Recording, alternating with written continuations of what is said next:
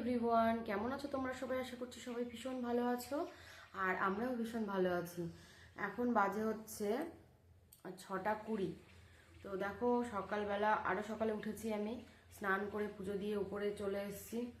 আজকে আমরা যাব একটা জায়গায়, তো কোথায় যাব সেটা তোমাদের পরে জানাবো। তো দেখো এখন আমি রান্নাঘরে আর তিতলির জন্য একটু ভাত আর ডাল বসিয়েছি। সেগুলো আমি একটু নিয়ে যাব, কারণ বাইরেটা তো অতটাও মানে খাবে, কিন্তু বেশিটা খাবে না। দেখো এই যাবো ভাত আর এখানে ডাল, আর এই যে দেখো এখানে আলু কুচিয়ে রেখেছি, ওটা ভাজবো। তো ডাল দিয়ে ভাত আর আলু ভাজা ওদের জন্য একটু নিয়ে যাব। তো চলো ব্লগটা দেখতে থাকো, আশা করছি ভালো লাগবে। আর এখন আমি একটু মানে গোছাবো, ব্যাগ এখনও গোছায়নি। তোমার দাদাভাইও ঘুমোচ্ছে, ওরাও ঘুমোচ্ছে। আমরা বেরোবো হচ্ছে 7:30টার সময়। তো আস্তে আস্তে গোছাতে থাকি। তো চলো তোমরা দেখতে থাকো। তো গাইজ দেখো আমরা রেডি। দেখো আমি জিন্স পরেছি, এই যে তাঁতই রেডি। এখন আমাদের গাড়ি আসবে, তারপর আমরা বেরোবো। ওখানেই তো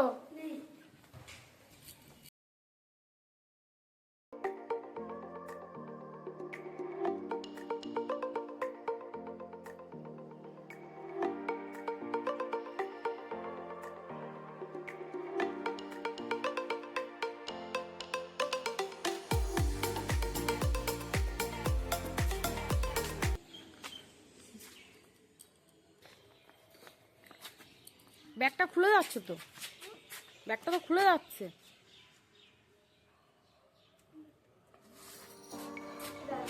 গাইজ ফাইনালি দেখো আমাদের গাড়ি চলে এসছে। অনেকটা সময় দাঁড়িয়েছিলাম বাইরে, আর এই দেখো দাদার সাথে কথা বলছিলাম। আমাদের সাথেই যাচ্ছে, দাদার ফ্যামিলিও আছে গাড়িতে। তো মানে সামনে বসবো না, পেছনে বসবো না, মিডিলে বসবো, সেটা নিয়েই কথা হচ্ছিল। তো দেখো ফাইনালি বসে গেলাম আমরা। তারপরে যাচ্ছি ঠাকুর ঠাকুর করে, কারণ অনেকটাই তো দূর।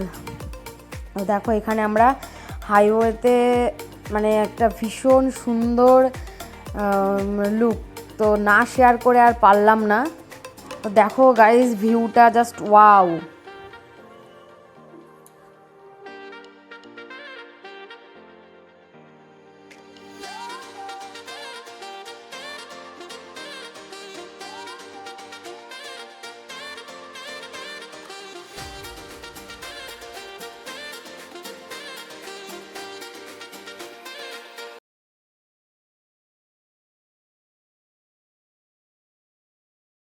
গাইজ দেখো অনেকটা টাইম গাড়িতে কাটানোর পর আমরা একটু ব্রেক নিয়েছি, এখানে একটু খাওয়া দাওয়া করবো।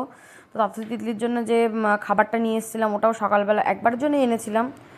তো এখানে বসে খাওয়াবো। তো দেখো আমরা শঙ্কর রেস্টুরেন্টে এসেছিলাম। সকালবেলা এখানে আমরা খেয়েছি, খাবারটা বেশ ভালোই ছিল, খারাপ ছিল না।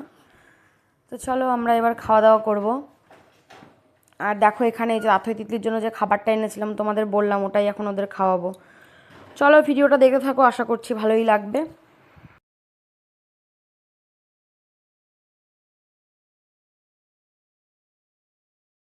দেখো এখানে আমি তাঁতইকে না হাত দিয়ে খাওয়াচ্ছিলাম। তো ওখানকার একটা লোক বলল যে স্পুন আছে।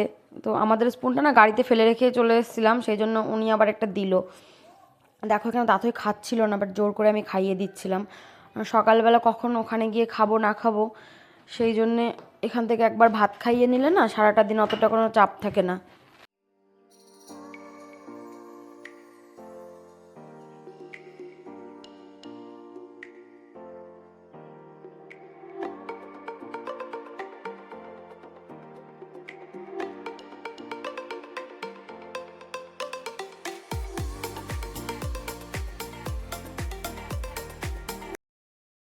হ্যাঁ গাইজ দেখো এখানে আমাদের টিফিনটা দিয়ে দিয়েছে। কড়াইশুঁটির কচুরি নিয়েছিলাম, আর তার সাথে ছিল ছোলার ডাল আর রুটি আর সবজি ছিল।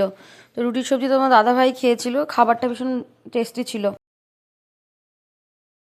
গাইজ দেখো আমরা মায়াপুর ঢোকার আগেই ছিল এটা। তো দেখো এখানে না এই গাছটা মহাপ্রভু লাগিয়েছিল, বেশ একটা মুসলিম মারা গেছিলো, তার সমাধির উপরে গাছটা লাগিয়েছিল। তো সেটা নিয়েই আমরা একটু কথা বলছিলাম, আর অনেকটা টাইম ছিলামও। আর তোমরা তো যারা এসছো তারা জানোই। তো গাইস আমরা ওখান থেকে বেরিয়ে আরও একটা জায়গায় এসেছিলাম। তো দেখো এটা হচ্ছে বল্লল সেনের ঢিপি, যেটা মানে ওনার বাড়ি ছিল, তো ওটা চাপা পড়ে গেছে, তো এখন একটু ঢিপি টাইপেরই হয়ে গেছে।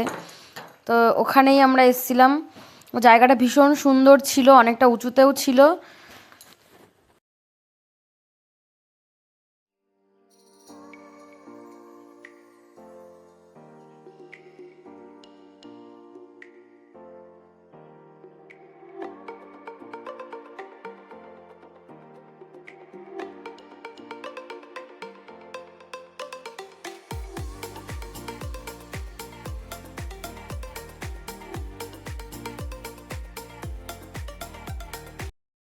গাইস ফাইনালি আমরা চলে এসেছি মায়াপুর।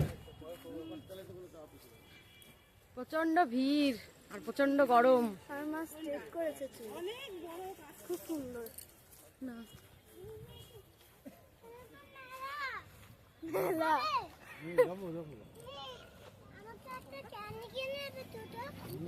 ভীষণ গরম। হ্যাঁ তাভি বলছে ক্যান্ডি কিনে দেবে দুটো। হ্যাঁ হ্যাঁ দেবো। তো দেখো তিতলি দেখো সে চেঞ্জ করেছে, আমিও এনেছি কিন্তু চেঞ্জ করতে পারিনি, পরে করব।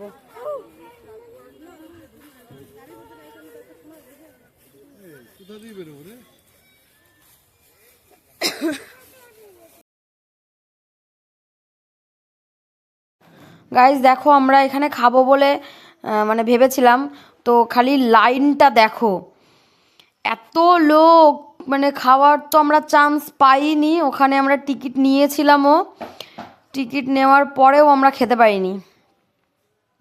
তারপরে অনেকটা টাইম লাইনে দাঁড়িয়ে থেকেছিলাম, থাকতে থাকতে আর ভালো লাগেনি, তো তারপরে আমরা চলে এসেছিলাম, অন্য জায়গা থেকে খেয়েছিলাম।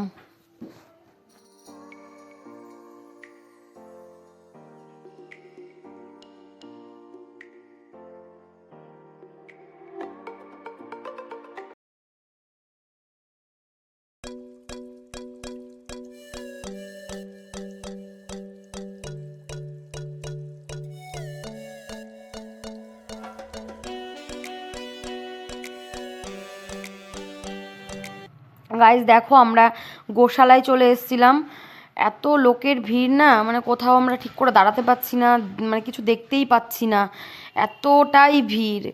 এই সিজনটাতে ভীষণ ভিড় হয়, আগে এরকম হতো না, কিন্তু এখন আমরা ভেবেছিলাম একটা দিন থাকবো, তো সমস্ত মানে মঠের ভেতরে যে হোটেলগুলো আছে, তো সেগুলো না সমস্তটা বুক, 3 মাস আগে থেকে সমস্ত বুকিং হয়ে রয়েছে, আমরা পাইনি, অনেক চেষ্টা করেছিলাম, তো সেই জন্যে আমরা সকালে গেছি, আবার রাত্রে ফিরে এসেছিলাম, অনেকটাই লেট হয়ে গেছিলো বাড়ি আসতে আসতে।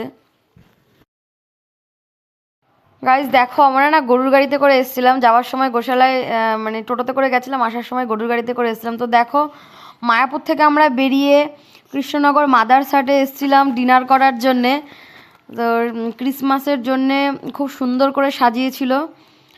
তো দেখো খাওয়াটা তোমাদের সাথে শেয়ার করা হয়নি, কারণ আমার ফোনে চার্জ ছিল না, তারপর চার্জ দিয়ে তারপর তোমাদের সাথে আবার ভিডিও করেছিলাম। তো খাওয়া দাওয়া করে আমরা বাড়ি চলে এসেছিলাম, আর তো দেখো মানে অসাম লাগছে, এত সুন্দর করে সাজিয়েছে।